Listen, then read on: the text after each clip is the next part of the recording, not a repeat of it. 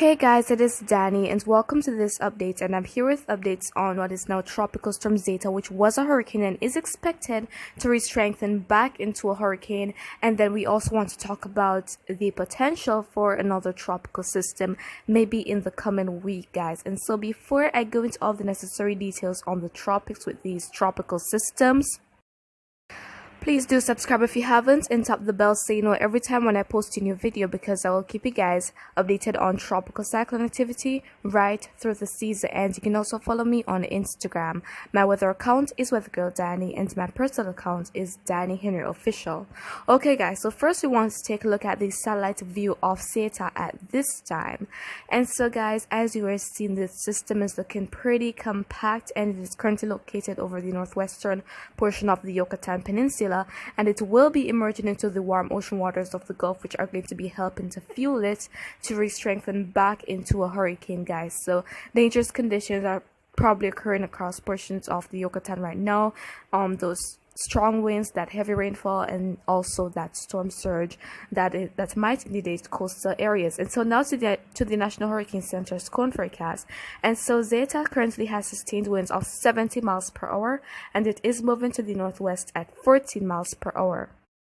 And at this time, most of the Yucatan Peninsula is still under a tropical storm warning, while there is a hurricane warning in place for the southeastern portion of Louisiana and the coast of Mississippi. So the storm is likely to make landfall sometime on Wednesday and then move into the U.S. by early Thursday. We also have a tropical storm warning, I believe, extended for the coastal area of Alabama and portions of the Florida Panhandle as well. And so the storm is going to be bringing those mostly that rainfall threat, that heavy rainfall, and also that surge to the coastal areas, and also the strong winds. But it's really the water that persons are to be aware of, because that usually causes a lot of the damage and sometimes the fatalities that occur during tropical cyclone landfalls. And so after that point, the storm is going to be moving up to the northeast into the US, and so the eastern US will be feeling the impacts from this tropical system, but fortunately it's going to be weakening, so impacts won't be as major.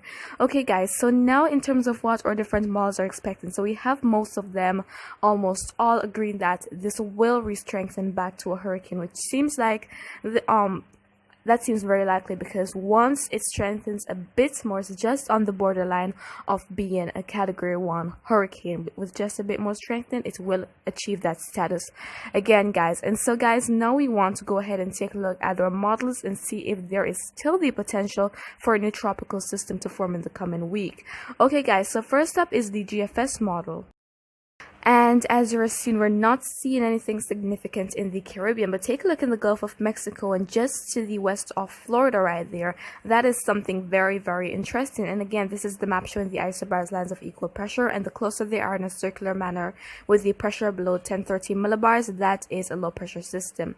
And so now going out further to November 9th, I believe, there we have the tropical system there just off the southeastern coast of the US. That looks like a tropical storm potentially, but also take a look at that in the Atlantic. Will there also be 2 subtropical storms? We really have to wait and see. And with the Euro model now, they're picking up on something in the Caribbean, but not showing anything significant at this time either, as what the GFS was showing, nothing significant in the Caribbean. And so now let us go on to the CMC model, and same thing with that model, no longer expecting anything significant to be forming in the Caribbean, guys. So as I mentioned in my videos before this, no development is guaranteed, and we just have to wait and see what will happen.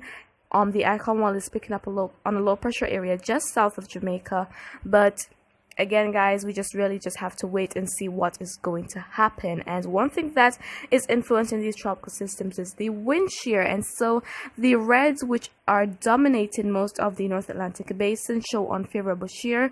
We have the yellows meaning neutral and the greens mean favorable conditions for tropical development. And so we see that there is a lot of the persistent strong shear, and this is really going to help inhibit any tropical system from really trying to develop, because it usually just rips them up.